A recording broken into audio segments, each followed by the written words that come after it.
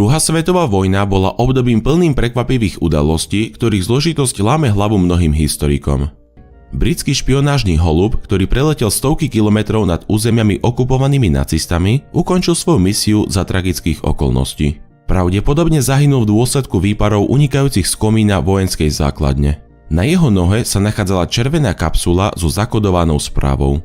Pozostatky vtáka zostali nepovšimnuté takmer 70 rokov, až kým neboli objavené počas rekonštrukcie domu. Ručne písaná správa v kapsule bola určená kryptografom z Bletchley Parku, ktorí zohrali kľúčovú úlohu pri prelomení nacistického kódu Enigma. Avšak to poľskí kryptológovia Marian Rejewski, Jerzy Ružický a Henryk Zygalski ako prví rozluštili mechanizmus Enigmy a svoje poznatky odovzdali Britom z Bletchley Parku, čím umožnili ďalšie úspechy spojencov.